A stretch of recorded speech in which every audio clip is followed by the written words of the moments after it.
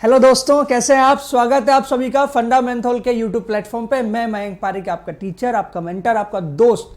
देखिए, 12th class की lecture series start हो रही है और सबसे पहला चैप्टर फिजिकल केमिस्ट्री का जो आता है वो आता है सॉलिड स्टेट। सॉलिड स्टेट आपके बोर्ड के लिए भी इंपॉर्टेंट है, ठीक है। और चाहे आप नीट दे रहे हो, चाहे आप मेंस दे रहे हो, एडवांस दे रहे हो, सब में आपको पता है कि क्वेश्चन आता ही आता है, ठीक है। सॉलिड स्टेट की इंपॉर्टेंस इस बात से आप लगा सकते हैं कि क्वेश्चन थ्योरेटिकल भी होते हैं और क्वेश्चन न्यूमेरिकल बेस्ड भी होते हैं, कुछ क्वेश्चन एनालिटिकल भी होते हैं, कुछ इन्फॉर्मेशन बेस्ड भी होते हैं। तो आपको क्या करना है, आपको लेक्चर्स अच्छे से समझना है। लेक्चर सीरीज का पहला लेक्चर आज शुरू कर रहा हूँ, मतलब आज हम स्टार्ट करेंगे इंट्रोडक्शन पार्ट से कि सॉलिड्स क्या होते हैं, टाइप्स क्या होते हैं, क्या होता है अमॉर्फस, क्या होता है क्रिस्टलाइन, लैटिस क्या होता है, ब्रेविस लैटिस स्ट्रक्चर्स में कैसे आइडेंटिफाई कर सकते हैं, और वो क्वेश्चन जो कि आपके एग्जाम में आ चुके हैं, पूछा गया है, उस क्वेश्चन के मतलब मेथड क्या क्या हो सकते हैं जिससे थ्योरी से क्वेश्चन आप बना सकते हैं, ठीक है, आपको आइडिया लग जाए। तो मेरा सजेशन ये है कि इस लेक्चर को अटेंड करने के बाद एक बार एनसीईआरटी जरूर पढ़िएगा फिर, ताकि आपके बोर्ड के लिए आपको फाइनल टेस्ट देने में दिक्कत ना है, ठीक है। अगर आपने लेक्चर अच्छे देखा तो इतनी गारंटी दे सकता हूँ मैं कि आपका एनसीईआरटी का थ्योरी इस लेक्चर में पूरा कंप्लीट हो जाएगा, प्लस आपसे इस टॉपिक से रिलेटेड सारे सवाल सॉल्व होंगे विद गारंटी। लेकिन लेक्चर को अच्छे से सुनना होगा। तो शुरू करते हैं, टाइम वेस्ट किए बिना आगे बढ़ते हैं। आज लेक्चर 1 है सॉलिड स्टेट का, जिसमें इंट्रोडक्शन समझेंगे। अब देखिए, सॉलिड स्टेट, स्टेट मतलब कंडीशन, किस कंडीशन में है वो। अब कोई मैटर सॉलिड स्टेट में है, मतलब मैटर का फिजिकल स्टेट कैसा है, सॉलिड है। अब हमने पढ़ा था कि सॉलिड भी होते हैं, लिक्विड भी होते हैं, गैसेस भी होते हैं। मैटर का स्टेट हमने पढ़ा था मोल कंसेप्ट में, उसका लेक्चर भी अपलोडेड है, आप चाहे तो देख सकते हैं कि सॉलिड, लिक्विड, गैस होते हैं। सॉलिड की पहचान होती है कि उसका एक पर्टिकुलर शेप होता है, एक पर्टिकुलर वॉल्यूम होता है। डेफिनेट वॉल्यूम और डेफिनेट शेप इज सॉलिड। अब इसका मतलब क्या, ऐसा तो नहीं होगा कि सर जिसका भी मतलब वॉल्यूम डेफिनेट है या फिर शेप एकदम डेफिनेट है तो क्या वो सॉलिड होगा। क्या सॉलिड में कैटेगरीज नहीं होती? बिल्कुल होती है।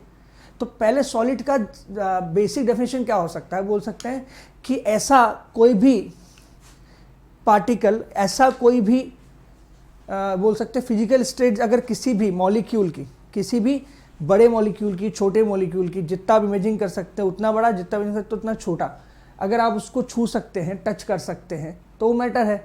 तो उस मैटर की बात कर रहा हूँ। मैटर सॉलिड कब होगा? अगर उसका एक वॉल्यूम हो जो कि इनकम्प्रेसिबल हो, उसको आप चेंज नहीं कर सकते, ठीक है। उसके पार्टिकल के बीच में एक इंटरमोलिकुलर फोर्स हो जो उसको बांध के रखे, और एक थर्मल एनर्जी हो, ठीक है, जो पार्टिकल के बीच में वाइब्रेशंस के कारण हो, तो हम ये बोलते हैं कि सॉलिड्स होते हैं इनकम्प्रेसिबल। मैकेनिकल स्ट्रेंथ होती है, मतलब आप जो लगा सकते हो टूटेगा नहीं, ठीक है, जो लगा सकते हो टूटेगा नहीं। ऐसा नहीं कि कभी नहीं टूटेगा, लेकिन एक स्ट्रेंथ होती है, मैकेनिकल स्ट्रेंथ होती है। ऐसा नहीं कि मैकेनिकल स्ट्रेंथ आप डिफाइन नहीं कर सकते। साइज है, मैकेनिकल स्ट्रेंथ है, वॉल्यूम इनकम्प्रेसिबल है, जैसा रखा है वैसा ही रखा रहेगा। ऐसा नहीं है कि अपना शेप बदल ले। अब कुछ लोगों के दिमाग में कुछ एग्जाम्पल्स ऐसे आने लगेंगे जो टैंक के साथ अपना शेप चेंज करते हैं लेकिन सॉलिड होते हैं। मैं उनको बोलूँगा एक बार रुको, जनरल सॉलिड के बारे में बात कर रहा हूँ, तो आप बोलोगे सर ये रखा हुआ है, ऐसा का ऐसा ही है, ऐसा ही रहेगा, ये सॉलिड है, ठीक है। आगे बात करते हैं। सॉलिड्स में है, सबसे पहले ये एग्जाम्पल देखो, sugar, salt, silver, copper. Salt भी सॉलिड है, शुगर भी सॉलिड है, सिल्वर एक मेटल है, कॉपर एक मेटल है, ठीक है। कॉइन मेटल्स बोलते हैं इसको, कॉइनेज मेटल्स बोलते हैं। तो ये सब एग्जाम्पल है सॉलिड्स के। इसके अलावा आपके सराउंडिंग में जो भी आप चीज़ देख सकते हैं वो सब सॉलिड है। सॉलिड को महसूस कैसे करते हो? टच करो, फील करो, आपको पता लग जाएगा ये सॉलिड है, ठीक है। समझ में आ रहा है? चलिए, अब सॉलिड की भी बात करी जाए तो सॉलिड के भी टाइप्स होते हैं। टाइप्स ऑफ सॉलिड्स को भी हम ऐसे बोल सकते हैं कि ब्रॉड कैटेगरी में डिवाइड किया जाए तो एक अलग पैटर्न होता है जिसको हम बोलते हैं क्रिस्टलाइन और अमॉर्फस। और अगर सॉलिड्स को एक बोल सकते हैं आपकी जनरल लैंग्वेज में अगर आप आइडेंटिफाई करते हैं, अगर कैटेगराइज करते हैं अगर उनको, तो आप बोल सकते हैं कि सॉलिड्स दो तरह के होते हैं। Some are true solids, some are pseudo solids. अब ऐसा नहीं है दोनों के दोनों सॉलिड है, कुछ को ट्रू सॉलिड्स में, कुछ को सूडो सॉलिड में रखा है, और बहुत छोटा सा माइनर डिफरेंस है। क्या है? देखो आपके सामने स्ट्रक्चर बना रखा है मैंने। True solids, sugar, salt, silver, copper. अब ट्रू सॉलिड्स की पहचान क्या है? पहचान ये है कि ये टाइम के साथ अपना शेप नहीं चेंज करते। ऐसा नहीं है कि इन सॉलिड्स का टाइम बीइंग शेप चेंज हो जाए, या किसी पर्टिकुलर फिजिकल स्टेट में जब सॉलिड है, फॉर एग्जांपल ऐसा नहीं है कि आप इसको फोर्स लगाकर इसका शेप चेंज करके किसी और फॉर्म में ले आओ, जैसा मिट्टी के घड़े में करते हो ना, मिट्टी लेते हो, मिट्टी सॉलिड है, सिलिका सॉलिड्स होती है, उसको फिर हम पानी के साथ रोटेट करके उसका शेप चेंज करके उसका हम कुछ भी बना देते हैं, मिट्टी का घड़ा बना लेते हैं, सुराही बना लेते हैं, ठीक है, बहुत सारी चीज़ें बनाई जाती है। तो मिट्टी ऐसा नहीं है, सिलिका ऐसा नहीं सॉलिड नहीं है, लेकिन फिर भी समहाउ उसको हम मोल्ड कर देते हैं। वो प्रॉपर्टी यहाँ नहीं है, जिस शेप में है उसी शेप में रहेगा, वॉल्यूम जो फिक्स है वही रहेगा, सालों साल ऐसा का ऐसा रहेगा, चेंज नहीं होगा until unless there is not a decay because of external sources. अगर इसको छेड़ा ना जाए, इसको हाथ ना लगाया जाए, टच ना किया जाए, तो जैसा है वैसा ही रहेगा, चेंज नहीं होगा, ठीक है। तो मॉलिक्यूल्स, एटम्स और ion in solids are closely packed, इनकी बात चल रही है, किसकी, ट्रू सॉलिड्स की। सेकंड पॉइंट, डेफिनेट वॉल्यूम है, डेफिनेट शेप है, स्लो डिफ्यूजन है, लो वेपर प्रेशर है।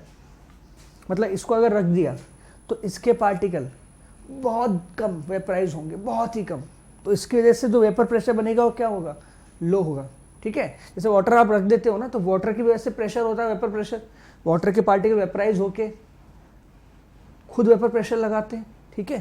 तो लेकिन इस सॉलिड्स के लिए बोल सकते हैं कि इसके पार्टिकल वेपराइज होने के चांसेस नहीं है, बहुत कम, बहुत ही कम, इसलिए इसकी वजह से वेपर प्रेशर क्या होगा, कम होगा।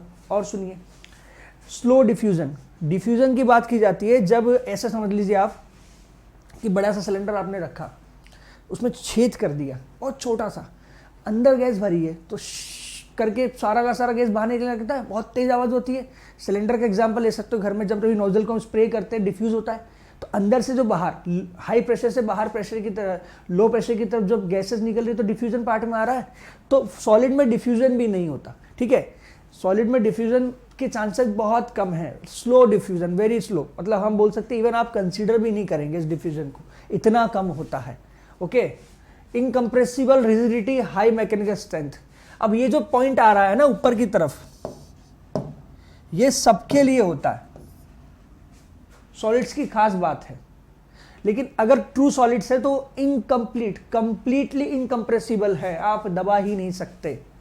रिजिडिटी, हाई मैकेनिकल स्ट्रेंथ, तो फिर मन में एक ख्याल सा आता है कि सर क्या ट्रू सॉलिड रियली एग्जिस्ट करता भी है कि नहीं करता है। तो जो प्रॉपर्टीज़ की बात की जा रही है उसके हिसाब से तो नहीं करना चाहिए, ठीक है। ऐसा नहीं हो सकता है, अर्थ में बहुत कुछ ऐसा है जो हमको नहीं पता, क्या पता हमें कभी कोई ट्रू सॉलिड मिल जाए जो लिटरली बिल्कुल एग्जैक्ट उन पैरामीटर्स को फुलफिल करता है और जिस पर हम सॉलिड को मेजर करते हैं या सॉलिड को हम क्या करते हैं, डिफाइन करते हैं, जिसका डेफिनेशन हमने जिस बेसिस पर दिया गया क्या प्रॉपर्टी को कंटेन करता हो। लेकिन इन जनरल हमें ऐसा कोई सॉलिड नहीं पता जो इनकम्प्रेसिबल हो, बिल्कुल कंप्लीटली इनकम्प्रेसिबल हो, 100% रिजिड हो, हाई मैकेनिकल स्ट्रेंथ हो, इतनी मैकेनिकल स्ट्रेंथ हो कि मतलब तोड़ना मुश्किल हो, ठीक है। ऐसा अभी तक हमें नहीं पता, लेकिन हाँ सॉलिड्स होते हैं, सॉलिड्स हमको पता है, ट्रू सॉलिड होना बहुत मुश्किल चीज़ है। इसके बाद आ जाता है दूसरा, सूडो सॉलिड्स।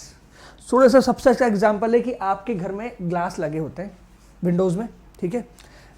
जो घर पुराने हैं कभी आप उनको जाके चेक कीजिएगा, ग्लास का थिकनेस ऊपर की तरफ थोड़ा कम होगा और नीचे बॉटम में वो ग्लास थोड़ा सा फैल चुका होगा।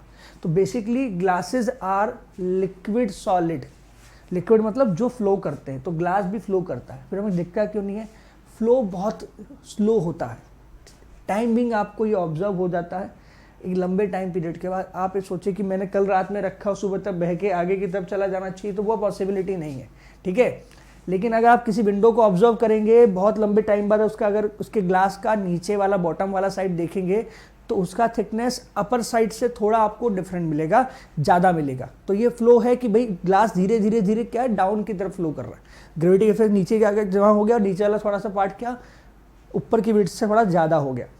तो ग्लास क्या होते हैं, लिक्विड सॉलिड होते हैं, ये अमोर्फस सॉलिड्स में आता है। इनका वॉल्यूम आप बोल सकते हो कि टाइमिंग थोड़ा चेंज हो जाएगा, ठीक है।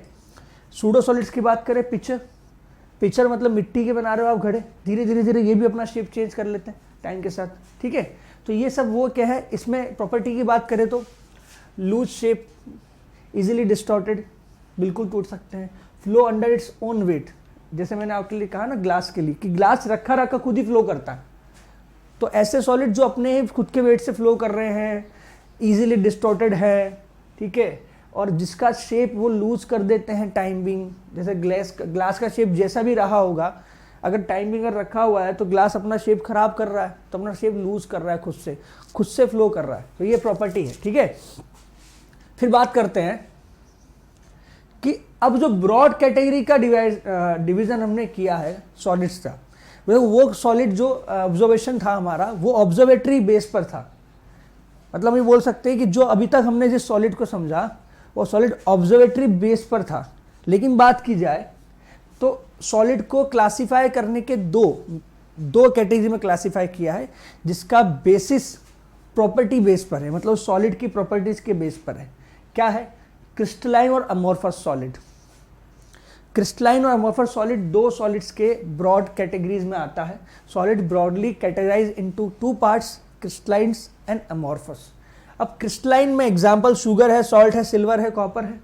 अमोर्फस के एग्जांपल्स ग्लास, प्लास्टिक, रबर। तो आप बोल सकते हैं कि इन जनरल जितने भी सूडो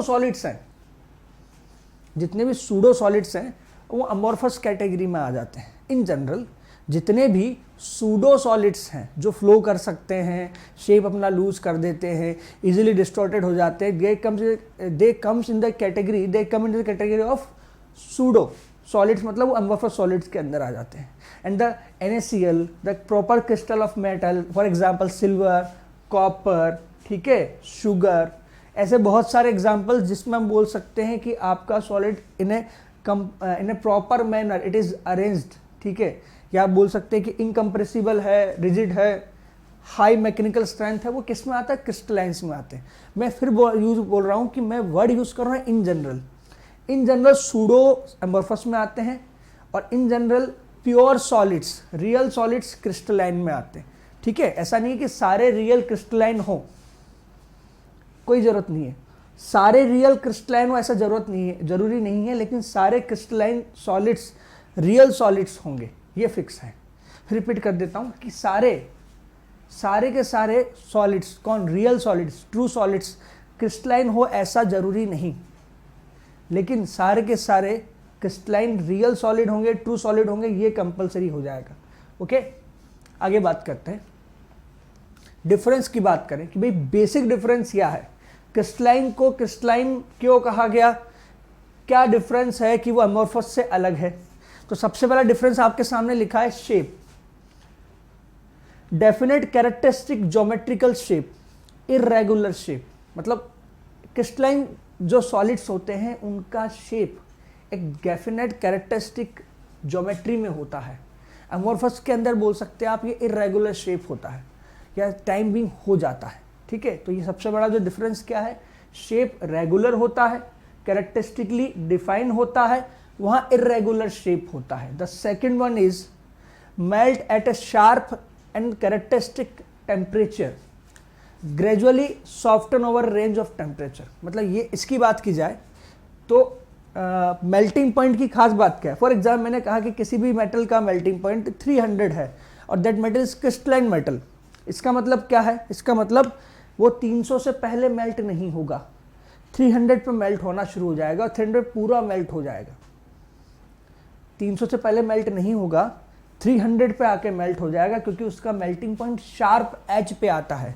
तो जैसे ही हमने 300 अटेन किया हमारा मेटल मेल्ट हो जाएगा। उसके बाद ऐसा नहीं कि 300 से 400 तक जाते जाते पूरा मेल्ट होगा, नहीं, 300 पर मेल्ट हो जाएगा, बात खत्म।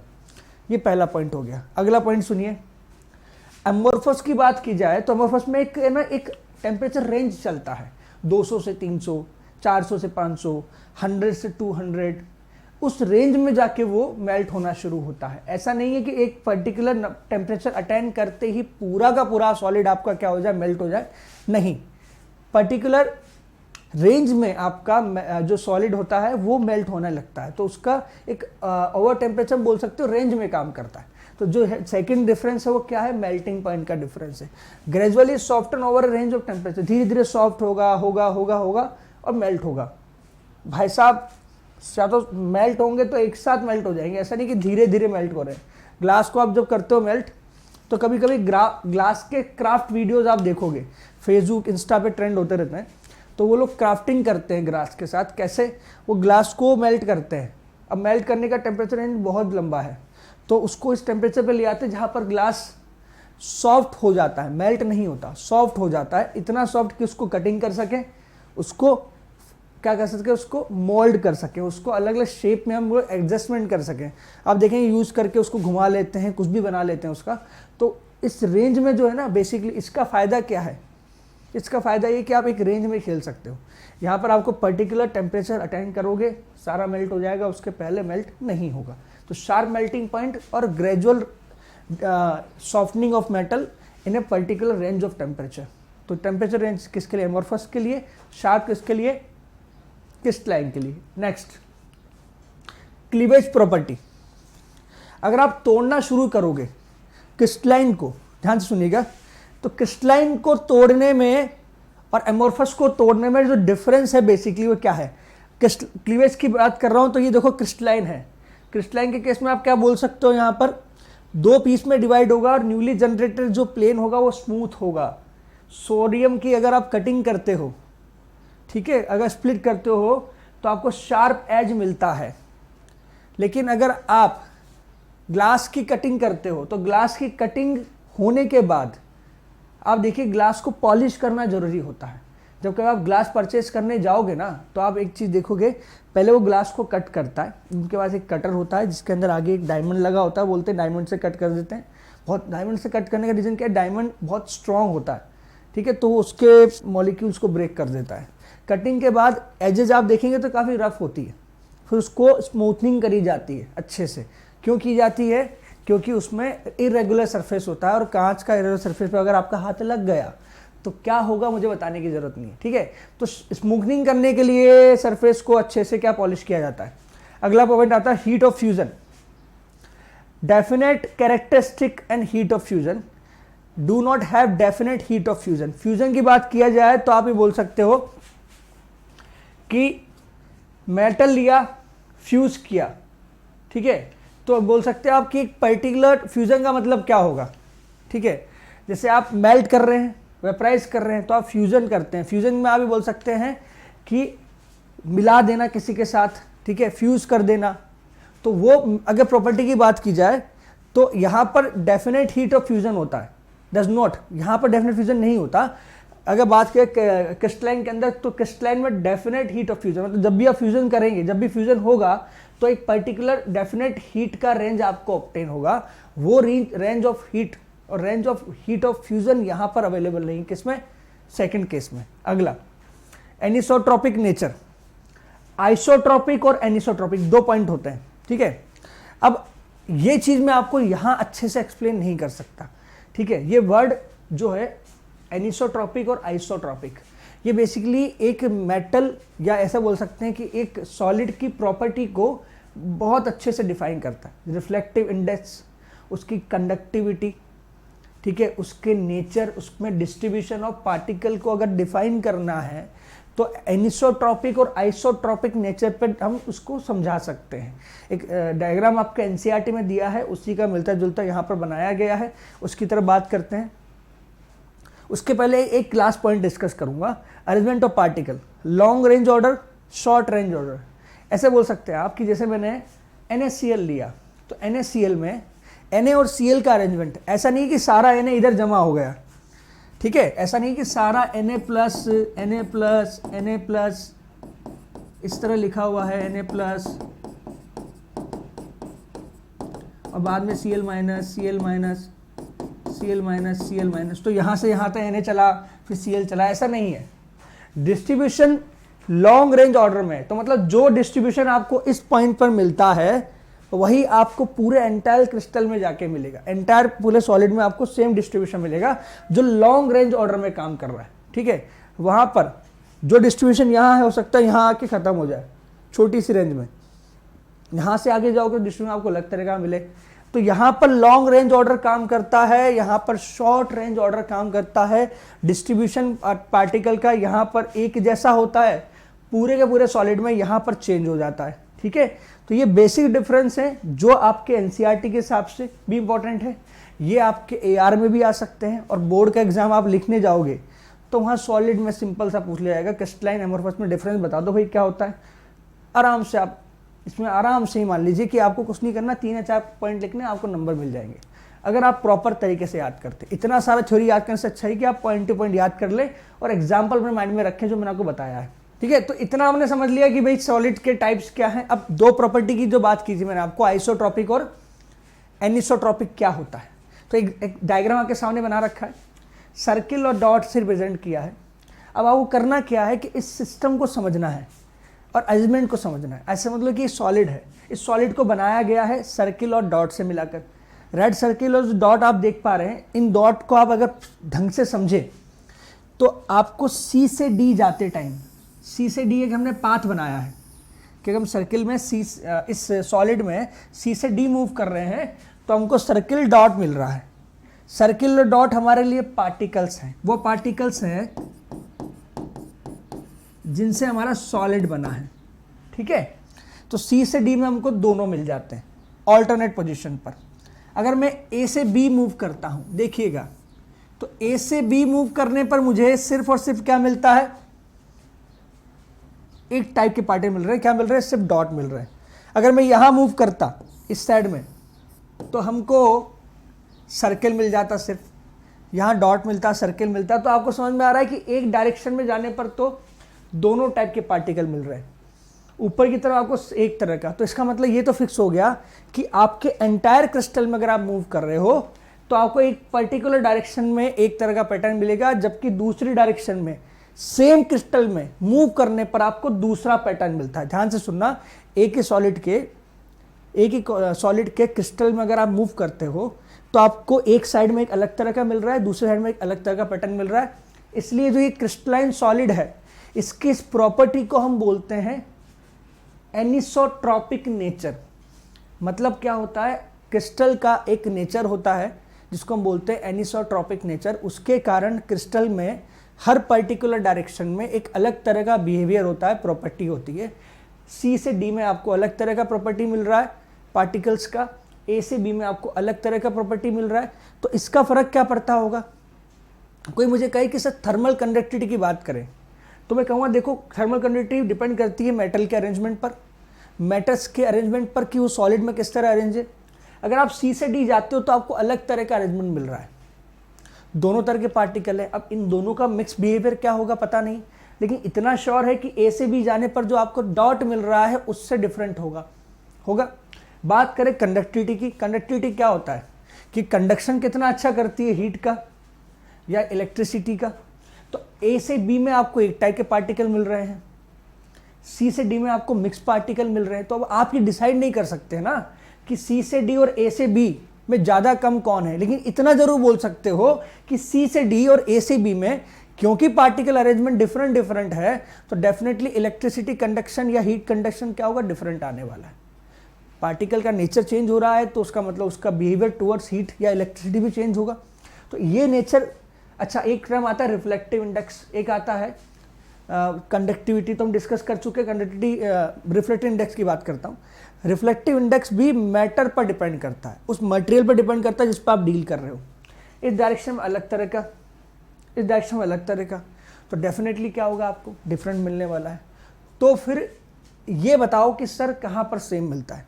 अगर अरेंजमेंट रैंडम होता ना, ऐसे पैटर्न में नहीं होता कि पहले सर्किल फिर डॉट फिर सर्किल फिर डॉट सर्किल डॉट, ऐसा नहीं होता, मिक्स होता, सर्किल डॉट सब एकदम होमोजीनियस पार्ट में मिले होते, तब आप बोल सकते कि सर ये आइसोट्रॉपिक नेचर है। और आइसोट्रॉपिक नेचर में रैंडम अरेंजमेंट होता है, हर जगह सब कुछ बराबर बराबर सा होता है, ऐसा पैटर्न नहीं होता कि सारे रेड सर्किल फिर डॉट फिर रेड, इस तरह से नहीं होता। ठीक है, तो अब ध्यान से सुनिए, एमोर्फस सॉलिड्स और क्रिस्टलाइन। क्रिस्टलाइन मतलब एनिसोट्रॉपिक नेचर, वो क्या होता है, वो ये होता है एक डायरेक्शन में एक टाइप का, दूसरे डायरेक्शन में दूसरे टाइप का। इलेक्ट्रिकल रेसिस्टेंस, रिफ्लेक्टिव इंडेक्स और इवन क्या बोल सकते हैं कंडक्टिविटी, आपको सब कुछ डिफरेंट मिलता है। Different arrangement of particle in different direction, ये तो हो गया क्रिस्टलाइन के लिए। एमोर्फस में इसको बोलता है आइसोट्रॉपिक नेचर, सब कुछ सब जगह मिलेगा, एकदम होमोजीनियस अरेंजमेंट। कैसा, होमोजीनियस।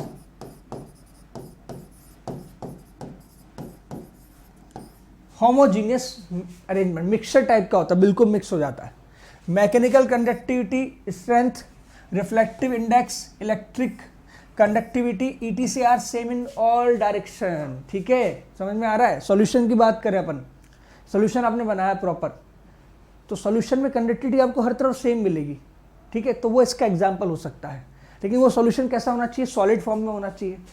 फॉर एग्जाम्पल ग्लास की बात करें तो ग्लास में कंडक्टिविटी जैसी भी होगी पूरे डायरेक्शन में, हर तरफ, हर कॉर्नर पर आपको सेम मिलने वाला है। ओवरऑल अरेंजमेंट इक्विवेलेंट इन ऑल डायरेक्शन, इनका अरेंजमेंट, सर्कुलर डॉट्स का अरेंजमेंट जहां भी आप जाओगे जिस डायरेक्शन में आपको बिल्कुल सेम मिलने वाला है। इसी वजह से आपको reflective index, conductivity, mechanical strength की जो वैल्यूज मिल रही है, ठीक है, वो आपको ऑलमोस्ट हर डायरेक्शन में सेम मिलेगा। समझ में आता है। तो ये था आइसोट्रॉपिक और एनिसोट्रॉपिक। एनिसोट्रॉपिक मतलब क्रिस्टलाइन, आइसो मतलब एमोर्फस। चलिए आगे बात करते हैं। अच्छा, अब ये क्रिस्टलाइन को भी डिफाइन किया गया है फर्दर।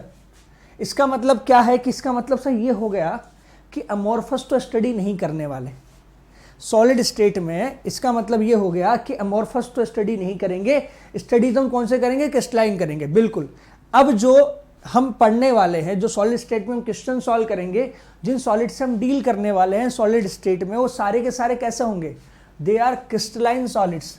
तो क्रिस्टलाइन सॉलिड्स की बात की जाए तो क्रिस्टलाइन सॉलिड्स को भी अलग अलग पार्ट में डिवाइड किया गया है। डिवाइड से मतलब क्या है कि मॉलिक्यूलर की बेसिस पर बात करें तो मॉलिक्यूलर सॉलिड्स होते हैं हमारे पास। इसके बाद आ जाता है हमारे पास आयनिक सॉलिड, फिर आता है मेटालिक सॉलिड, फिर आता है कोवेलेंट। तो 4 टाइप के होते हैं। क्या क्या होते हैं, 4 टाइप के होते हैं। सबसे पहले शुरू करूंगा यहां से मॉलिक्यूलर सॉलिड से। मॉलिक्यूलर सॉलिड को भी हमने 3 पार्ट में डिवाइड किया है, non polar, polar and the polar with hydrogen bonding. ठीक है, तो ये थ्योरी वाला पार्ट है, जल्दी इसको पढ़ लेते हैं अच्छे से। पहला टाइप क्या है, एग्जाम्पल दिया है नॉन पोलर, CO2 का H2CCl4। इनका अगर आप डाइपोल मूवमेंट कैलकुलेट करना शुरू करो ना तो आपको समझ में आ जाएगा कि CO2 H2CCl4 इन सबके डाइपोल मूवमेंट क्या आते हैं, 0 आते हैं। और जिनका डाइपोल 0 है मतलब वो कैसे है, नॉन पोलर है। तो नॉन पोलर मॉलिक्यूल्स हैं, इसलिए मॉलिक्यूलर है, सॉलिड फॉर्म में। और इनकी बात की जाए तो इनका कॉन्स्टिट्यूएंट पार्टिकल क्या है, मतलब किससे मिलके बने हैं, मॉलिक्यूल से मिलके। CO2 के मॉलिक्यूल से, H2 के मॉलिक्यूल से, CCl4 के मॉलिक्यूल से मिलके बना है। बॉन्डिंग और अट्रैक्टिव फोर्सेस की बात करें तो डिस्पर्जन और London forces. London forces, dispersion forces जो होते हैं बेसिकली ये बहुत वीक फोर्सेस होते हैं। केमिकल बॉन्डिंग अगर आपने 11th में पढ़ा है तो उसमें आपको सबसे लास्ट में कुछ माइनर फोर्सेस के बारे में डिस्कशन है, जैसे H बॉन्डिंग हुआ, लंदन फोर्सेज हुआ, डिस्पर्जन फोर्सेज हुआ, डाइपोल डाइपोल इंट्रैक्शन हुआ, उस बारे में बात की जा रही है। ठीक है, फिजिकल नेचर कैसा है, सॉफ्ट होते हैं, सॉफ्ट नेचर में होते हैं। फिर आता है इलेक्ट्रिकल कंडक्टिविटी की। तो इलेक्ट्रिकल कंडक्टिविटी की बात करें तो इनमें कोई पोलैरिटी नहीं है, तो इनका कंडक्शन भी क्या है, 0, मतलब they are insulators. Melting point की बात करें CO2, CCl4, H2 ऐसे हैं जो खट से आप चाहो जैसे तुरंत, मतलब बहुत लो, बहुत ही लो होता है मेल्टिंग पॉइंट। ठीक है, तो ये पहला हो गया नॉन पोलर टाइप का। अगला आता है पोलर टाइप का। पोलर टाइप के स्ट्रक्चर देखिए आप, SO2 HCl। अब SO2 HCl की बात की जाए तो HCl में H पर डेल्टा पॉजिटिव, Cl माइनस, इस तरह से होता है। तो इसमें डाइपोल क्या होगा, नॉन जीरो होगा। और डाइपोल नॉन जीरो है मतलब पोलैरिटी है। पोलैरिटी का सिंपल सा कॉन्सेप्ट है, अगर इलेक्ट्रोनेगेटिव डिफरेंस नॉन जीरो है, डाइपोल आ रहा है, तो मॉलिक्यूल कैसा है, पोलर है। अब पोलर में पहला पार्ट कि कांस्टेंट पार्टिकल्स क्या हैं, अरे सिंपल सी बात है, मॉलिक्यूलर सॉलिड्स को पढ़ रहे हो तो मॉलिक्यूल ही क्या होगा, कॉन्स्टिट्यूएंट पार्टिकल होगा जिससे मिलके बना होगा। जैसे ये HCl से मिलके बना है, ये SO2 से मिलके बना है। अगला बॉन्डिंग अट्रैक्टिव फोर्सेस, तो डाइपोल डाइपोल इंट्रैक्शन होता है। क्या होता है, डाइपोल डाइपोल इंट्रैक्शन, क्योंकि डाइपोल प्रेजेंट है। तो डाइपोल डाइपोल इंट्रैक्शन की वजह से HCl का एक मॉलिक्यूल दूसरे मॉलिक्यूल के साथ किस में आ रहा है, अट्रैक्शन में आ रहा है। अच्छा, इसके बाद आगे बात की जाए तो फिजिकल नेचर कैसा है, सॉफ्ट होता है। सॉफ्ट मतलब क्या है कि भाई इसका नेचर सॉफ्ट है, मतलब ऐसा नहीं कि इसको टच करने पर आपको ये फील होगा कि रिजिड है, सॉफ्ट होता है। SO2 सॉफ्ट नेचर में है तो सॉलिड लेकिन सॉफ्ट सॉलिड है। इलेक्ट्रिक कंडक्टिविटी, डाइपोल आ गया मतलब कंडक्टर होगा। ठीक है, ऐसा जरूरी नहीं है, डाइपोल आ गया इसका मतलब कंडक्टर होगा, ऐसा जरूरी नहीं है। कंडक्टिविटी के लिए फ्री इलेक्ट्रॉन्स होने भी जरूरी हैं। डाइपोल से तो पोलैरिटी आती है, और पोलैरिटी के साथ साथ आपके पास अगर फ्री इलेक्ट्रॉन भी हैं तो आप बोलोगे कि भाई हमारा मॉलिक्यूल कैसा है, कंडक्टिव है। तो क्योंकि अब फ्री इलेक्ट्रॉन नहीं मिलेंगे आपको SO2 में। फ्री इलेक्ट्रॉन मतलब होता है अनपेयर्ड इलेक्ट्रॉन जो फ्री मूव करते हैं, कंडक्टिविटी लेके आते हैं सरफेस के ऊपर, इंसुलेटर में आता है, मेल्टिंग पॉइंट लो होता है क्योंकि डायपोल डायपोल इंटरेक्शन भी कैसा है, वीक टाइप का फोर्स है।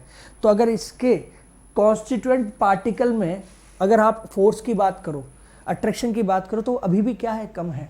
किसमें, पोलर के अंदर बात कर रहा हूँ। अगला आता है इसके बाद हाइड्रोजन बॉन्डेड। ये बेसिकली वो पोलर हैं जो पोलर के साथ साथ हाइड्रोजन बॉन्डिंग भी रखते हैं, जैसे पानी H2O। H2O बहुत अच्छा एग्जाम्पल है H बॉन्डिंग का। और H बॉन्डिंग का हम कंसेप्ट क्या बोलते हैं कि high electronegative element, nitrogen, oxygen, fluorine के साथ अगर हाइड्रोजन अटैच होता है तो H बॉन्डिंग हो सकती है। अगर वो अटैच हाइड्रोजन, कौन सा हाइड्रोजन, जो अटैच है ऑक्सीजन से, फ्लोरीन से, नाइट्रोजन से, अगर ये हाइड्रोजन किसी दूसरे ऑक्सीजन, फ्लोरीन या नाइट्रोजन के संपर्क में आ जाता है, अटैचमेंट में आ जाता है, इंट्रैक्शन में आ जाता है, तब हम बोलते हैं H बॉन्डिंग। फॉर एग्जाम्पल हमारा हाइड्रोजन, ऑक्सीजन और ये, अब ये वाला हाइड्रोजन ऑक्सीजन से अटैच है, अगर इसी को दूसरा ऑक्सीजन मिल गया तो बना लेता है H बॉन्डिंग। क्या बना लेता है, H बॉन्डिंग। हाइड्रोजन पर डेल्टा पॉजिटिव, ऑक्सीजन पर डेल्टा निगेटिव। तो एक ऑक्सीजन से अटैच हाइड्रोजन दूसरे ऑक्सीजन के संपर्क में आ गया, अटैचमेंट में आ गया, इंट्रैक्शन में आ गया, तो H बॉन्डिंग कर रहा है। अब H बॉन्डिंग की खास बात क्या है, देखो मॉलिक्यूल आपके सामने है, पानी में H बॉन्डिंग होती है, बर्फ में H बॉन्डिंग होती है, ठीक है। इसलिए आप वॉल्यूम की बात करें तो आइस का वॉल्यूम पानी से ज़्यादा होता है, या उल्टा बोलूँ तो जब आइस मेल्ट करती है तो वॉल्यूम कम हो जाता है क्योंकि आइस कन्वर्ट हो जाती है वाटर में। दोनों का जनरल फॉर्मूला तब भी H2O ही तो है। पार्टिकल की बात करें तो मॉलिक्यूल्स, हम बात कर रहे हैं आइस की, आइस मॉलिक्यूलर सॉलिड है। इलेक्ट्रिक कंडक्टिविटी बात करें तो इंसुलेटर है, ठीक है, आइस वाली फॉर्म में H बॉन्डिंग की वजह से, ठीक है। फिजिकल स्टेट की बात करें तो हार्ड है रूम टेम्परेचर पर। H बॉन्डिंग की बात करें तो बॉन्डिंग या अट्रैक्टिव फोर्स की बात करें तो हाइड्रोजन बॉन्डिंग होती है। समझ में आ रहा है, ठीक है। तो इंपॉर्टेंट पॉइंट क्या है इसके अंदर, इंपॉर्टेंट पॉइंट की अगर बात की जाए तो जितने भी हमारे पास सॉलिड्स प्रेजेंट हैं, ठीक है, चाहे वो सॉलिड H बॉन्डिंग वाले हो या पोलर हो या नॉन पोलर हो, ठीक है। तो मॉलिक्यूलर सॉलिड्स में हम ये बोल सकते हैं कि कंडक्टिविटी, इलेक्ट्रिक कंडक्टिविटी क्या आती है, जीरो आती है। H बॉन्डिंग की वजह से भी नहीं आ पाएगी क्योंकि हमारे पास फ्री इलेक्ट्रॉन होना जरूरी है। चलो आगे बात करते हैं। फिर आता है आयनिक सॉलिड। एग्जाम्पल दिया है NaCl, MgS, ZnS, CF2, CaCl2, ये सब क्या है, आयनिक कंपाउंड्स हैं। तो आयनिक कंपाउंड का खास जो अगर आप पहचान करना चाहते हैं तो इलेक्ट्रोपॉजिटिव एलिमेंट के साथ जो बनता है, जैसे सोडियम इलेक्ट्रोपॉजिटिव होता है, मैग्नीशियम है, जिंक है, कैल्शियम भी होगा, ठीक है। तो कैल्शियम, सोडियम, मैग्नीशियम ये सब तो किस में आते हैं, S ब्लॉक में आते हैं। तो S ब्लॉक के एलिमेंट कैसे होते हैं, इलेक्ट्रोपॉजिटिव होते हैं। तो इलेक्ट्रोपॉजिटिव एलिमेंट्स ने अगर सॉल्ट बना रखा है तो वो आयनिक सॉल्ट है, और आयनिक सॉल्ट जो सॉल्ट है वो सॉलिड फॉर्म में है। तो सॉलिड स्ट्रक्चर का जो सेकंड, सॉलिड में जो सेकंड कैटेगरी आती है वो आती है आयनिक सॉलिड्स। क्या क्या कैरेक्टरिस्टिक्स हैं, पहली बात तो कॉन्स्टिट्यूएंट पार्टिकल में क्या आएगा, किससे मिलके बना है, आयन से मिलके बना है। बॉन्डिंग अट्रैक्टिव फोर्स की बात करें तो कुलाम्बिक फोर्स बोल सकता हूं क्या, कुलाम्बिक फोर्स मतलब क्या होता है, K(Q1Q2 R², K(Q1Q2 R², ये कुलाम्बिक फोर्स है। अब ये फोर्स किस में प्रेजेंट है, सोडियम और क्लोरीन के बीच में प्रेजेंट है, Na और Cl के बीच में प्रेजेंट है। तो इस कुलाम्बिक फोर्स की वजह से क्या बोल सकता है, आपका NaCl का क्या है, अट्रैक्शन बढ़ रहा है। अट्रैक्शन बढ़ने से क्या हो गया, ठीक है, इसमें फोर्स आ रहा है, स्टेबिलिटी आ रही है, हार्ड है लेकिन ब्रिटल है। Because of attraction of coulombic force hard है लेकिन टूट जाता है, ब्रिटल है, ठीक है। इसके बाद आगे सुनिए, इलेक्ट्रिक कंडक्टिविटी बात करें, इंसुलेटर होता है इस स्ट्रक्चर की फॉर्म में। अगर NaCl अपने क्रिस्टल फॉर्म में तो इंसुलेटर है, लेकिन अगर उसको मोल्टन स्टेट में ले लिया तो मोल्टन स्टेट में NaCl क्या होता है, कंडक्टिव होता है। NaCl की बात चल रही है, आयनिक की बात चल रही है। तो आयनिक जो क्रिस्टल्स होते हैं वो कैसे होते हैं, अपने स्टेट में कैसे होते हैं, वो बेसिकली इंसुलेटर जैसा काम करते हैं, लेकिन मॉल्टन फॉर्म में किस काम में आते हैं?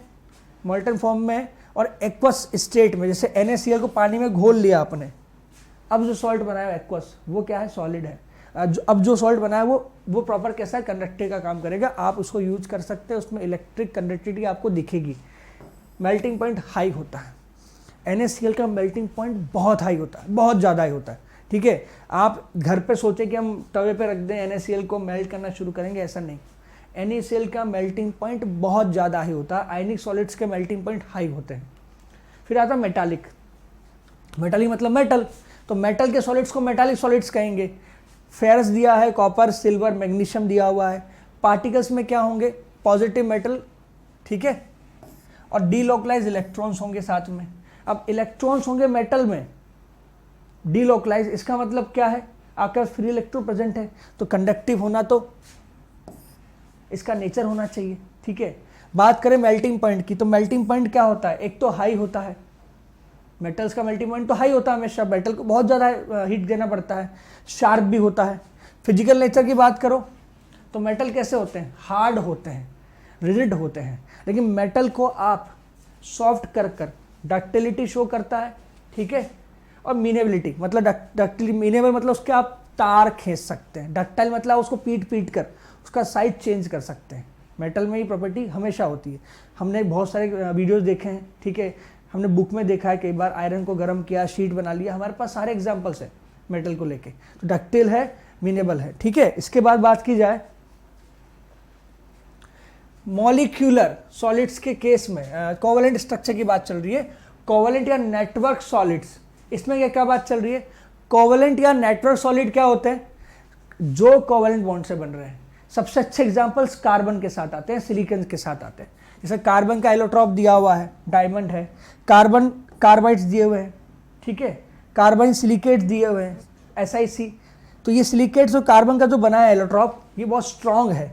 ठीक है, इधर से SiO2 दिया हुआ है, सिलिका दिया हुआ है, ग्रेफाइट गिवन है आपके पास। ठीक है, तो आप देख सकते हैं कि कॉन्स्टिट्यूएंट पार्टिकल्स में एटम है, बॉन्डिंग अट्रैक्टिव फोर्सेज हैं, कोवेलेंट बॉन्ड्स हैं, स्ट्रांग होते हैं बहुत। इसके बाद फिजिकल नेचर की बात करें तो हार्ड भी हो सकता है, सॉफ्ट भी हो सकता है। जैसे ग्रेफाइट सॉफ्ट है, डायमंड हार्ड है। कंडक्टिविटी की बात करें तो कंडक्टर भी होगा, इंसुलेटर भी होगा। ग्रेफाइट कंडक्टर है, डायमंड, सिलिकॉन। अब सिलिकॉन के अंदर कंडक्टिविटी होती भी है, कम भी होती है। ठीक है, तो कंडक्टिविटी बात करें तो दोनों टाइप के मिल जाएंगे आपको। मेल्टिंग पॉइंट की बात करो तो बहुत ज़्यादा हाई होता है। ठीक है, कोवेलेंट बॉन्ड्स कंपाउंड्स का मेल्टिंग पॉइंट बहुत हाई होता है, मेटल से भी ज़्यादा हाई होता है। ठीक है, चलिए, तो ये बेसिकली सॉलिड का क्लासिफिकेशन हो गया, किस किस? मॉलिक्यूलर पहला वाला, फिर आयनिक, मेटालिक और कोवेलेंट। याद रखने वाली बातें थ्योरी है, जितना भी डिस्कस आज कर रहे हैं। अब आ जाते हैं इंपॉर्टेंट पॉइंट पर। What is crystal? What is crystal? Crystal क्या होता है?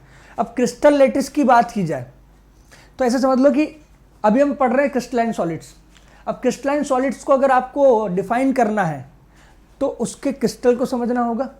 तो उसके क्रिस्टल की अगर बात की जाए तो उसको हम लैटिस, क्रिस्टल लैटिस बोलते हैं। बेसिकली क्रिस्टल में पार्टिकल्स होंगे, तो एक crystal with particular presence of particle, एक पर्टिकुलर डायरेक्शंस या पर्टिकुलर पोजीशंस।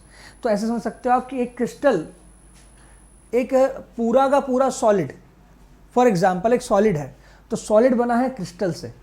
उस सॉलिड के क्रिस्टल में जो पार्टिकल्स प्रेजेंट होते हैं, उन पार्टिकल की प्रेजेंस को अगर हम डायग्राम में फॉर्म करें या दिखाएं डायग्रामेटिकली, तो हम बोल सकते हैं कि वो क्रिस्टल लैटिस होता है। ध्यान से सुनिएगा, एक सॉलिड जो कि क्रिस्टलाइन सॉलिड है, वो बना है किससे? अपने क्रिस्टल से बना है, या अपने क्रिस्टल की फॉर्म में बना हुआ है, उसका क्रिस्टल है। तो उस क्रिस्टल में जो पार्टिकल प्रेजेंट है, उनकी पोजीशन को अगर हम दिखा रहे हैं तो वो उसका क्रिस्टल लैटिस होता है। तो बात चल रही है सबसे इंपॉर्टेंट पॉइंट, क्रिस्टल लैटिस। इसको हम ब्राविज लैटिस भी बोलते हैं। ठीक है, इसी को हम क्रिस्टलाइन लैटिस भी बोलते हैं, इसको हम पार्टिकल लैटिस भी बोलते हैं। ठीक है, सॉलिड लैटिस भी बोलते हैं। तो 3 dimensional structure, arrangement of constituent particle in a crystal in which each particle represented as a point is called crystal lattice। तो क्रिस्टलाइन सॉलिड में एक 3 डायमेंशनल अरेंजमेंट, क्रिस्टलाइन सॉलिड के अंदर सॉलिड है, 3 डायमेंशनल स्ट्रक्चर है, तो उसका क्रिस्टल भी 3 डायमेंशनल होगा। तो उस 3 डायमेंशनल स्ट्रक्चर का में जो एक एक पार्टिकल का पोजीशन है उसको हम क्रिस्टल लैटिस कहते हैं। ध्यान से सुनिएगा, each point in a lattice is called lattice point या लैटिस साइट। क्रिस्टल लैटिस के हर पॉइंट को हम क्या कहते हैं? लैटिस साइट कहते हैं। Each point in A crystal lattice represent one constituent particle which may be an atom, molecule और एन आयन। ये बोलना चाह रहा है कि भाई आपका क्रिस्टल ये है, ये क्रिस्टल 3D है। इस क्रिस्टल को हम सॉलिड का क्रिस्टलाइन फॉर्म बोलेंगे, ठीक है। इस क्रिस्टल में जो आप ये पॉइंट्स देख रहे हैं, हर पॉइंट को हम बोलते हैं लैटिस पॉइंट या लैटिस साइट, और इस पूरे को, स्ट्रक्चर को हम बोलते हैं क्रिस्टल, ठीक है। ये हमारा बेसिकली क्रिस्टल लैटिस है पूरा का पूरा। इसमें जो पॉइंट्स बने हैं जहां पर हमारे पार्टिकल प्रेजेंट हैं, चाहे वो एटम हो, आयन हो या मॉलिक्यूल हो, उसको हम लैटिस पॉइंट बोलते हैं। समझ में आ गया? तो अब इसका रोल क्या है? रोल समझो। तो जब भी मुझे किसी बहुत बड़ी बिल्डिंग को स्टडी करना है, ठीक है, और मुझे कहा जाए कि ये पूरा बिल्डिंग जो है ना, ये एक ही पैटर्न पे बना हुआ है, तो मुझे क्या करना चाहिए? मुझे उस बिल्डिंग में 2 चीज़ें समझनी होगी। पहला तो वो पैटर्न क्या है, मतलब ये बोल सकते हैं कि बेसिकली इस बिल्डिंग का जो ढांचा बनाया गया है उसका मटेरियल कैसा है। तो मटेरियल मतलब तो हो गया हमारा क्रिस्टल लैटिस, ठीक है, बस किस फॉर्म में, 3D में है, अरेंजमेंट कैसा है, लैटिस पॉइंट्स वगैरह, ठीक है, देख लिए। अब बात आती है कि अब पूरी बिल्डिंग को जाके ढूंढना तो नहीं है, लेकिन मुझे चेक करना है कि पूरे बिल्डिंग में अरेंजमेंट कैसा होगा। ये तो मैं समझ गया कि अरेंजमेंट जिनसे बनाया गया है उनका नेचर कैसा है। अब अरेंजमेंट समझना है मुझे, तो मैं क्या करूँगा, उसके एक रूम में चला जाऊँगा, उस रूम को स्टडी कर लूँगा, और उसी रूम का रेप्लिकेट करते करते करते करते करते एग्जैक्ट वैसा बिल्डिंग पूरा का पूरा तैयार हो जाएगा। तो हम क्यों बार बार मेहनत करें? छोटा एग्जाम्पल और लेता हूँ। एक दीवार बनाई गई है, उसमें बहुत सारे ब्रिक्स लगाए जो आइडेंटिकल हैं, और उनका प्लेसिंग भी ऐसा किया गया है कि एक ब्रिक को रेप्लिकेट करते करते करते करते पूरा ब्रिक तैयार हो जाए। तो फिर अगर आपको पूरी ब्रिक का स्टडी करना है, तो आप क्यों ना उस छोटे, अगर पूरी वॉल का स्टडी करना है आपको, तो एक ब्रिक का स्टडी कर सकते हैं क्या? उस ब्रिक का स्टडी किया और उसको रेप्लिकेट करके पूरी वॉल बन गई, तो पूरी वॉल की स्टडी हो गई, ठीक है। तो जो भी स्ट्रेंथ निकालनी होगी, जो भी आपको स्टडी करना होगा, उस ब्रिक का कर लीजिए। तो इसी तरह से किसी भी क्रिस्टल को, किसी भी क्रिस्टल लैटिस को अगर आपको समझना है, किसी भी क्रिस्टल लैटिस को अगर आपको समझना है, तो उसके यूनिट को समझ लो। तो उससे बोलते हैं यूनिट सेल। मतलब कि एक क्रिस्टल को स्टडी करना है तो उस क्रिस्टल का एक यूनिट सेल निकाल लिया जाता है, उसको स्टडी कर लेते हैं, हमको क्रिस्टल की पूरी इंफॉर्मेशन मिल जाती है कि क्रिस्टल पॉइंट कैसे होंगे, क्रिस्टल दिखने में कैसा है, अरेंजमेंट क्या है, कौन कौन से पार्टिकल है, पार्टिकल की प्लेसिंग कैसी है, कौन कहाँ रखा है, कौन कहाँ नहीं रखा है, डेंसिटी क्या है, वॉल्यूम क्या है, इसका स्ट्रेंथ कैसा होगा, इसकी कंडक्टिविटी कैसी होगी, पूरा का पूरा इंफॉर्मेशन अबाउट क्रिस्टल लैटिस हमें यूनिट सेल से मिल जाता है। समझ में आ रहा है? तो अब बात करेंगे कि व्हाट इज यूनिट सेल्स। अब आती है बात यूनिट सेल की। देखो ये पूरा स्ट्रक्चर अगर देखा जाए, ये सर्किल में जो है, ठीक है, अगर इसकी बात करूं मैं, तो ये पूरा का पूरा क्या है,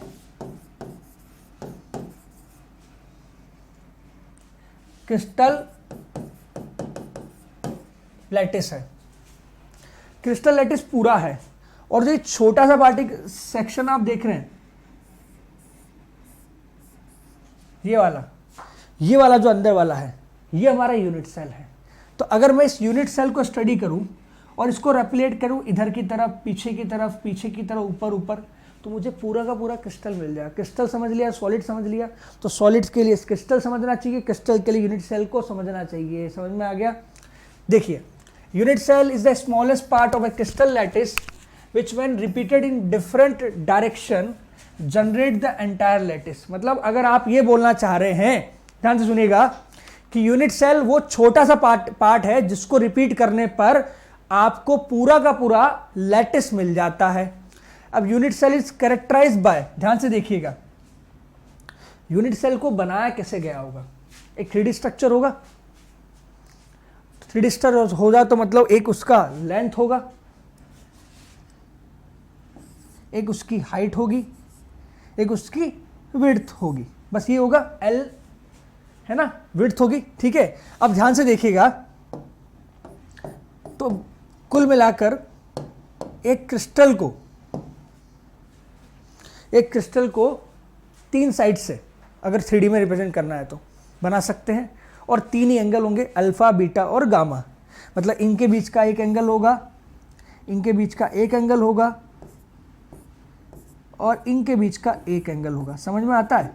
तो बेसिकली किसी भी क्रिस्टल को अगर मुझे समझना है तो 3 साइड 3 एंगल, ठीक है, उसका यूनिट सेल बन जाएगा। यूनिट सेल को अगर मैं समझ लिया तो यूनिट सेल को रिपीट करता जाऊंगा तो मुझे क्रिस्टल मिल जाएगा, क्रिस्टल रिपीट करूंगा, क्रिस्टल को समझ लिया तो हम सॉलिड को समझ जाएंगे।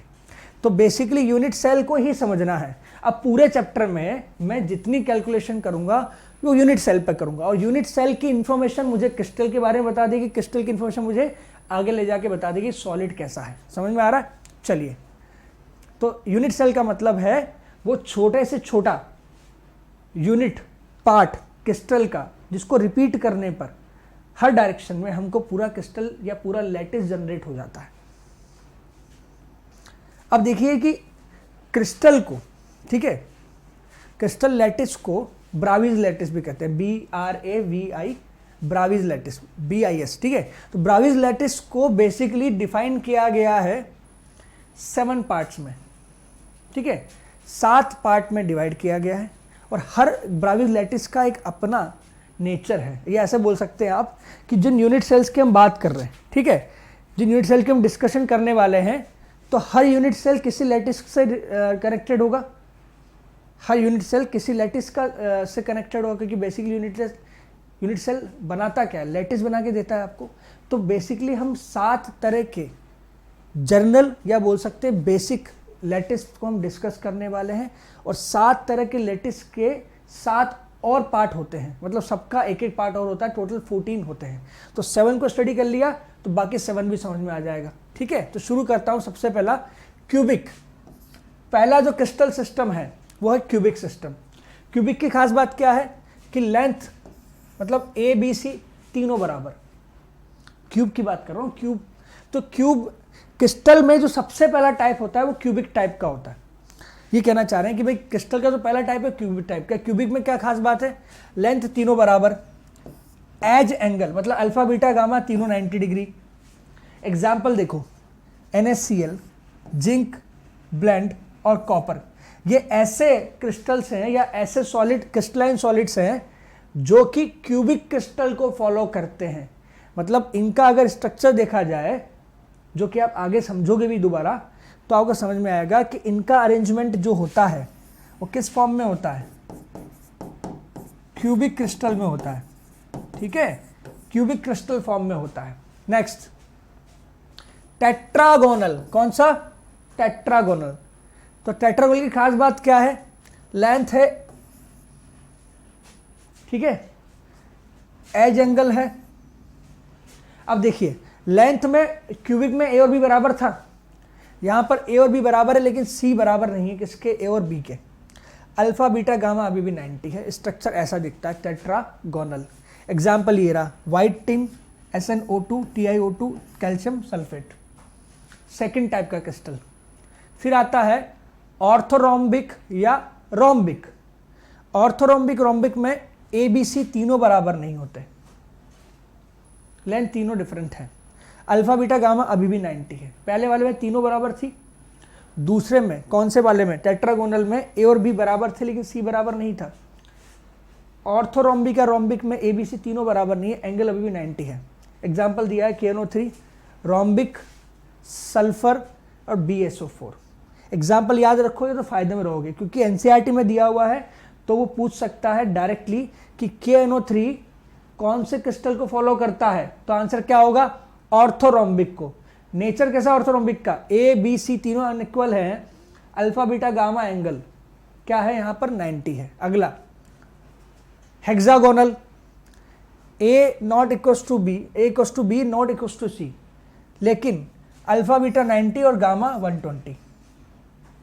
एग्जाम में पूछा जा चुका है नीट में एक बार ये सवाल। एग्जाम्पल दिया है ग्रेफाइट का, जिंक ऑक्साइड का, कैडमियम सल्फेट का। स्ट्रक्चर आपके सामने है, नाम क्या है इसका, हेक्सागोनल। स्ट्रक्चर देख पा रहे हैं आप, 1 2 3 4 5 6, ऊपर हेक्सागन नीचे हेक्सागन, बीच में ये वाला शेप देख रहे हैं, ठीक है। इसके बाद रोम्बोहेड्रा एंड ट्राइगोनल, ऑर्थोरोम्बिक देख लिया था, अब ये रोम्बोहेड्रा। स्ट्रक्चर देखिए आप राइट में देख पा रहे हैं स्ट्रक्चर, लेफ्ट में आपको लेंथ एज और एग्जाम्पल दिख रहे होंगे। तो लेंथ ए बी सी तीनों बराबर हैं। एज एंगल की बात करूँ तो अल्फा बीटा बराबर है, लेकिन gamma alpha equals to beta equals to gamma not equals to 90 degree, मतलब कुछ भी एंगल चलेगा लेकिन 90 नहीं होना चाहिए, ठीक है। कैल्साइट HGS चीनावार जिसको बोलते हैं, ये सब किस में आ रहे हैं, रोम्बोहेड्रल स्ट्रक्चर में आ रहे हैं या ट्राइगोनल में आ रहे हैं। वो टेट्रागोनल था, ये ट्राइगोनल है, कंफ्यूज मत होना, पहले वाला क्या था, टेट्रागोनल था, ये ट्राइगोनल है। इसके बाद मोनोक्लिनिक, ये भी एक टाइप का क्रिस्टल है, तीनों लेंथ बराबर नहीं होती, अल्फा गामा 90 और बीटा 90 नहीं होता। एग्जाम्पल दिया है Na2SO4 10H2, ठीक है, मोनोक्लिनिक सल्फर। अगला सवाल अगला एग्जाम्पल ट्राई क्लिनिक की बात करें। ट्राई क्लिनिक की खास बात क्या है, इसको बहुत अच्छे से याद रख सकते हो। तीनों साइड बराबर नहीं होती, तीनों एंगल बराबर नहीं होते, अजीब सा स्ट्रक्चर होता है, ना लेंथ बराबर ना साइड्स बराबर कोई सी भी, और ना कोई एंगल बराबर। K2CO3 कॉपर सल्फेट 5H2O, ठीक है, H3BO3 नीला थोथा बोलते हैं इसको, क्या बोलते हैं, नीला थोथा। ये यूज़ करा जाता है किसमें, एज ए डिसइंफेक्टेंट, पहले यूज़ करते थे, बहुत पॉइजनस होता है, ठीक है। कभी डॉक्टर आपको रिकमेंड नहीं करेगा, लेकिन अभी भी कुछ कुछ रूरल एरियाज़ में शायद इसको यूज़ करा जाता है, लेकिन लीगल नहीं है। मतलब लीगल से मतलब ऐसा नहीं कि भाई आप कुछ गलत कर रहे हैं, लेकिन ये रिस्की बहुत ज़्यादा है, बहुत रिस्की है, ठीक है। मतलब ये क्रिटिकल कंडीशन में यूज़ किया जाता है। इसके बाद आता है तो स्ट्रक्चर कैसे याद रखना है, क्यूबिक रख पाओगे, A=B=C, अल्फा बीटा गामा सब 90। अब क्यूबिक में आपने एक साइड में चेंज किया तो टेट्राहेड्रल मिल गया, कौन सा, B बराबर AB बराबर C नहीं है। अगर दो साइड में चेंज किया तो ऑर्थोरोम्बिक मिल गया, मतलब तीनों साइड बराबर नहीं है, अब एंगल अभी भी 90 है। दो एंगल में चेंज किया तो रोम्बोहेड्रल मिल गया, ठीक है, मतलब A B C तीनों बराबर हैं, लेकिन अल्फा बीटा बराबर गामा जो है वो 90, दो एंगल चेंज करने पर। उसके बाद एक एंगल एक साइड चेंज करा तो हेक्सागोनल मिल गया, देख पा रहे हैं। इसके बाद एक एंगल चेंज किया, दो साइड चेंज की, एक एंगल अल्फा और गामा 90 बीटा 90 नहीं है, और दो साइड चेंज करी, ठीक है, तो A=B=C हो गया। इस कंडीशन में आपको क्या मिल गया, मोनोक्लिनिक। दो एंगल दो साइड चेंज, यहां पर एक एंगल किया था, यहां पर दोनों एंगल चेंज कर दिए, तो अब ABC अल्फा बीटा गामा, भाई दो एंगल चेंज करे तो अपने आप तीसरे से अलग हो गया, तो तीनों एंगल अब डिफरेंट हो गए, और दो साइड चेंज करी ABC तीनों अलग अलग हो गई। तो ये याद करने का मेथड है, चाहो तो उसको अच्छे देख लो, ठीक है। इसका स्क्रीनशॉट ले लोगे तो फायदा रहेगा, किस तरह से याद रख सकते हो आप, क्योंकि ये सातों के सातों स्ट्रक्चर जो हैं, तीन इधर है, तीन इधर है, एक बीच में है, ये बेसिक क्रिस्टल्स है जो आपको याद रखने पड़ेंगे। एग्जाम में पूछा गया है, मेंस में पूछा गया है, एडवांस में पूछा है, नीट में पूछा है।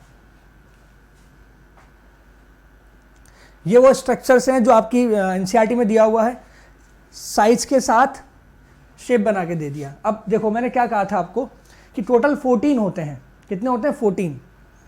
तो क्यूबिक में simple, face centre, body centre, 3 हो गए, ठीक है। फिर गिनना, टेट्रागोनल में सिंपल और बॉडी सेंटर। अब ये फेस सेंटर बॉडी सेंटर क्या होते हैं, इसका मतलब होता है कि अगर स्ट्रक्चर के फेस पर है तो फेस सेंटर है, बॉडी के सेंटर में तो बॉडी सेंटर्ड है। इसको डिटेल में स्टडी करेंगे यूनिट सेल की टाइप्स में, जो अब पढ़ने वाले, अभी तो हम क्रिस्टल समझ रहे हैं, ठीक है। तो क्यूबिक में 3 टाइप के हो गए, टोटल काउंट करेंगे, टेट्रागोनल में 2 हो गए, ऑर्थोरोम्बिक में 4 हो गए, तो 6 यहाँ और 3 कितने हो गए, 6 और 3 9 हो गए, है ना। हमें 14 काउंट करने हैं। इसके बाद सिंपल और बेस सेंटर, मोनोक्लिनिक में 2 टाइप के, 9 और 2 कितने, 11। इसका ट्राई क्लिनिक में 1, हेक्सागोनल का 1, रोम्बोहेड्रल का 1, टोटल आप काउंट करोगे तो आपको मिल जाएंगे 14। तो बेसिकली लैटिस, क्रिस्टल लैटिस की बात की जा रही है, तो हमने पहले स्टडी करा कि वो स्ट्रक्चर जो बन सकते हैं बेसिकली, तो स्ट्रक्चरली हमारे पास 7 थे, और 7th में अगर अंदर एक एक अरेंजमेंट चेंज किया गया, जैसे यहाँ पर सिंपल लिया, यहाँ पर ब्लू बॉल देख रहे हो ना, इसको बेस सेंटर बोलते हैं, मतलब ऊपर नीचे वाला बेस है, इसको पे बीच में क्या रख दिया, बॉल रख दी तो बन गया। ठीक है, तो इसका अलग इंपैक्ट आ रहा है। इसके बाद यहाँ देखोगे अलग इंपैक्ट आ रहा है, इसको देखोगे अलग इंपैक्ट आ रहा है। तो टोटल मिला के 7 कॉमन स्ट्रक्चर, और उनमें कुछ कुछ चेंज करने पर, जैसे फेस सेंटर, बेस सेंटर, ठीक है, बॉडी डायगोनल सेंटर, अगर ऐसे लेते हैं तो टोटल 7 + 7 मतलब 14 बन जाते हैं। तो ये याद करने का तरीका है। तो इसको पहले समझ लो, ये 7 है और सब में कुछ ना कुछ चेंज करके इसके जैसा एक दूसरा बना लिया, जो भी दिखने में टेट्राहेड्रल होगा मान लेते हैं। फॉर एग्जांपल क्यूबिक की बात कर रहा हूँ, क्यूबिक में 3 है, सिंपल भी है, फेस सेंटर भी और बॉडी सेंटर भी है, 3 है। लेकिन तीनों की खास बात क्या है कि ABC बराबर अल्फा बीटा गामा 90। तो टोटल मिला के क्यूबिक की वजह से क्यूबिक क्रिस्टल के 3 टाइप, क्यूबिक के 3 टाइप हो गए। ऐसे ही ऑर्थोरोम्बिक का एक अलग 1 2 3 4 4 टाइप हो गए।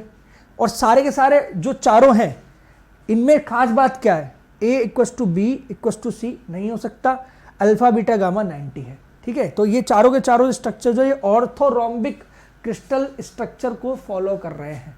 समझ में आ रहा है? इस तरह टोटल मिला के कितने क्रिस्टल्स हो गए, 14 हो गए। इनको याद रख सकते हो, स्क्रीनशॉट ले लेना। अब आता है पॉसिबल वेराइटीज।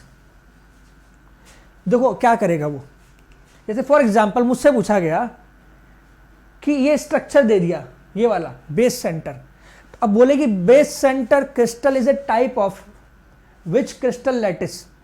तो मैं क्या कहूँगा, देखो यार बेस सेंटर दिख रहा है मुझे और साइड्स की बात करेगा वो आपसे, साइड्स की बात करेगा, मतलब वो आपको डेटा देगा डेफिनेटली।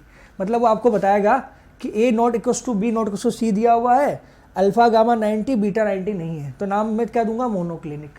या उल्टा बोलूं कि मोनोक्लिनिक दे दे और 4 ऑप्शन दे दे और साइड्स के बारे में बात कर ले, ये वेरिएशन हो गया कि मोनोक्लिनिक में साइड्स का रिलेशन बताओ, ABC तीनों इक्वल नहीं होते, आपस में कोई इक्वल नहीं होता। या एंगल का रिलेशन बताओ, तो अल्फा गामा 90 बीटा 90 नहीं होता, ये रिलेशन है।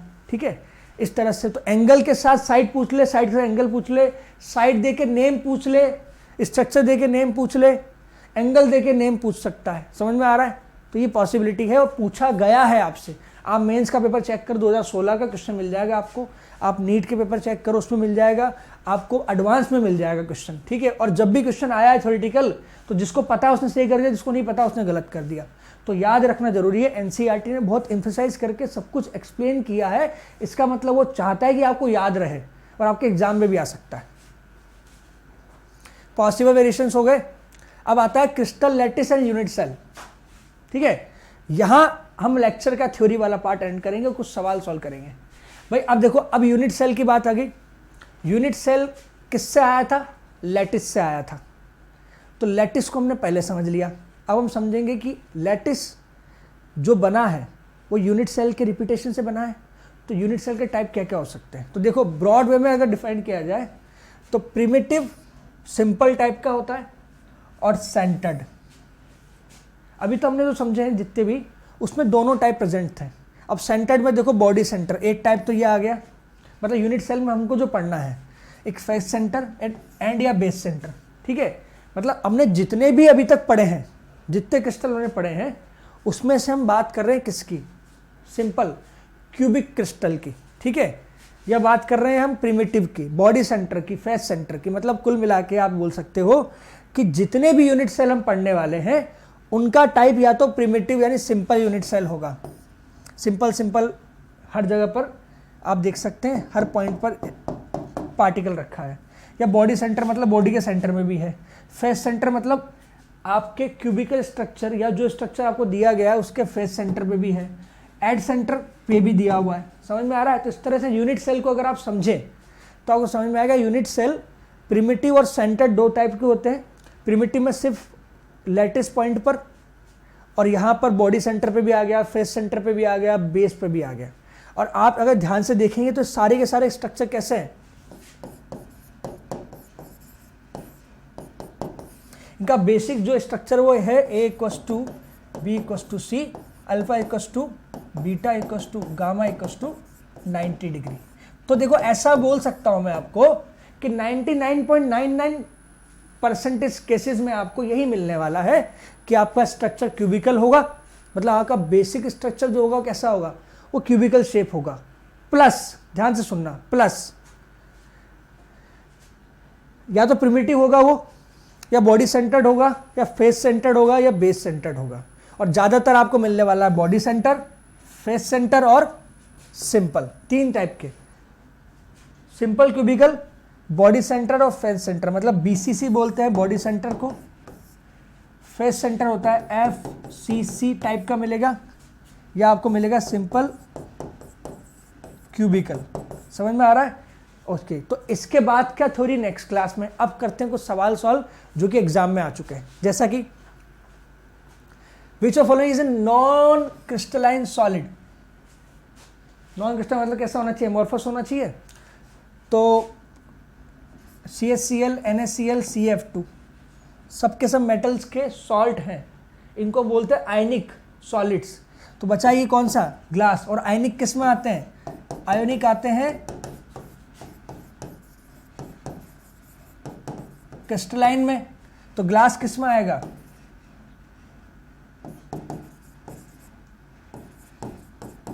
अमोर्फस में, मतलब नॉन क्रिस्टलाइन में। Next question, which of all statement is incorrect about amorphous. Amorphous के लिए इनकरेक्ट बोला है, ध्यान से सुनिएगा। They are anisotropic. अब एनिसोट्रॉपिक कौन होते हैं, क्रिस्टल्स होते हैं। तो क्रिस्टल अगर है तो फिर इसका मतलब अमोर्फस सॉलिड्स तो नहीं हो सकते, पहला ही आंसर है। अगला बोला है दे आर रिजिड इनकम्प्रेसिबल।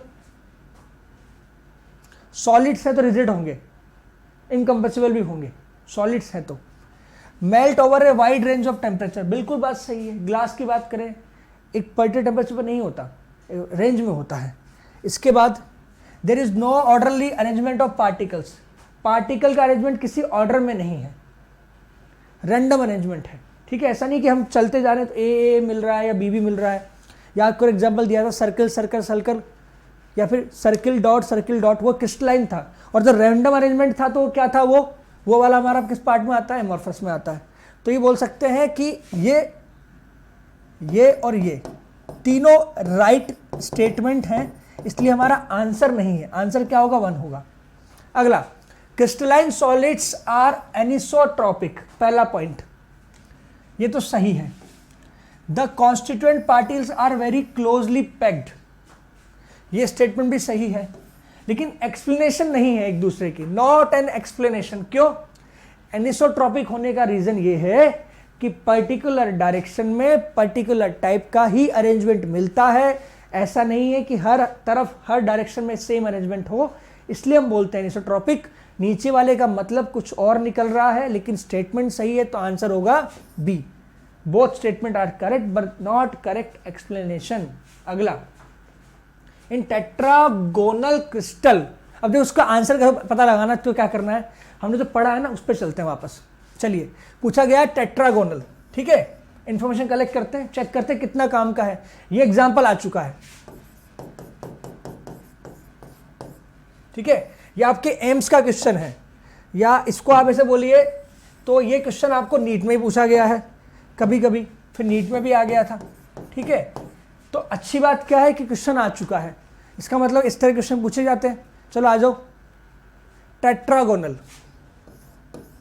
दिया हुआ टेट्रागोनल। यहां पर देखिए, लेंथ की बात करें तो A not equals to B equals to B, लेकिन सी बराबर नहीं होगा। तो टेट्रागोनल की खास बात क्या है कि लेंथ 2 बराबर एक बराबर नहीं होती, एंगल तीनों 90 होते हैं, ठीक है। चलिए आगे बढ़ जाते हैं फटाफट से। फिर इसका मतलब सवाल हो गया हमारा ये वाला, टेट्रागोनल में length A equals to B not equals to C होगा, और अल्फा बीटा गामा 90 होगा। आंसर आ गया, मतलब वो थ्योरी से आंसर आ रहा है, ठीक है, मतलब उसको पढ़ना जरूरी है। अगला सवाल,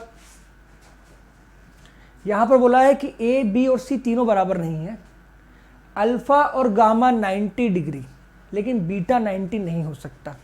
अल्फा गामा 90, बीटा 90 नहीं हो सकता। फिर से चेक करते हैं ऐसा केस कहां आता है। चलो आ जाओ पीछे वापस। अल्फा बीटा अल्फा और गामा 90, बीटा 90 नहीं हो सकता, ध्यान से देखिएगा। और ए बी और सी बराबर नहीं है। नाम लिखा है मोनोक्लिनिक, क्या लिखा है? मोनोक्लिनिक। चलिए अच्छा, अल्फा बीटा 90 गामा 120, ध्यान से देखिएगा। A equals to B not equals T लिखा है हेक्सागोनल। इन दोनों को अच्छे से समझ लेना।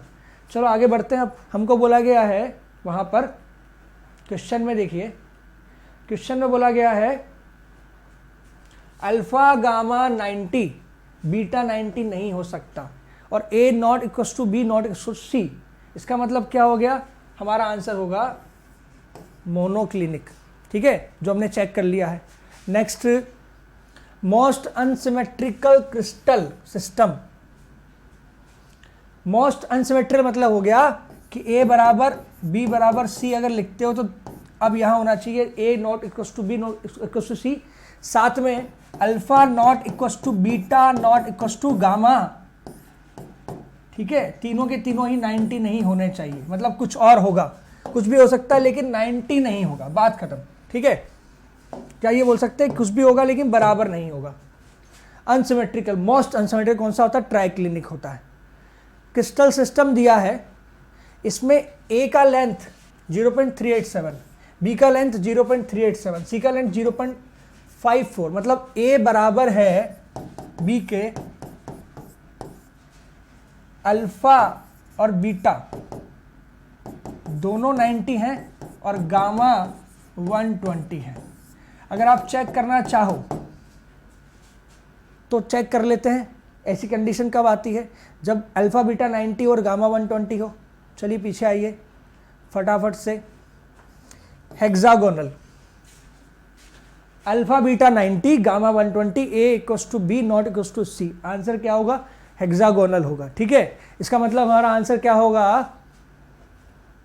ये रहा क्वेश्चन, हमारा आंसर होगा hexagonal.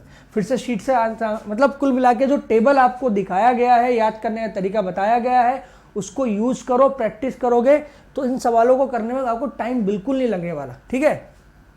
Trigonal crystal, which statement is incorrect?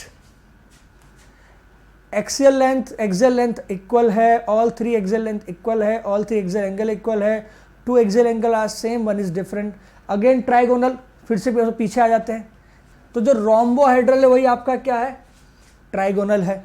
इसमें चेक करिए, ए बी सी तीनों बराबर दिए हैं, अल्फा बीटा बराबर इक्वस टू गामा, लेकिन 90 नहीं है।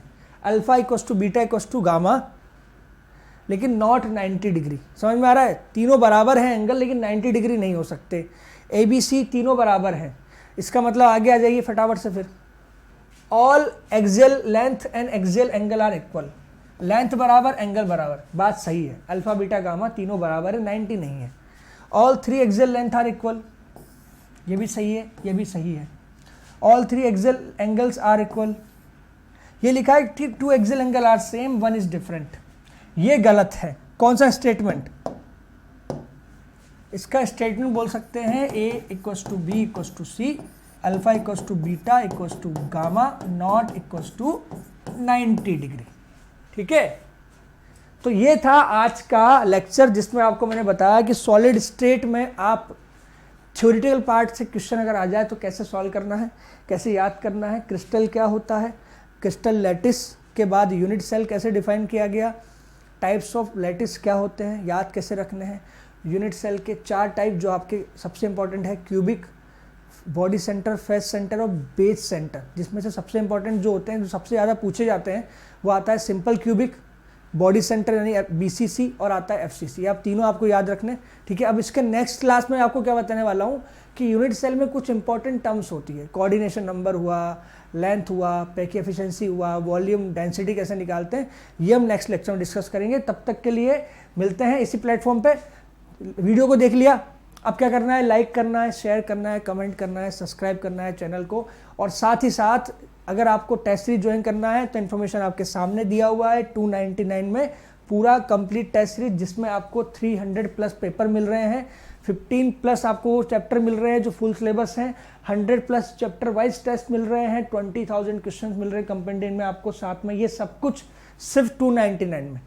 तो जल्दी से क्या करो, सब्सक्राइब कर लो चैनल को, मिलते हैं नेक्स्ट क्लास में। Okay bye bye student.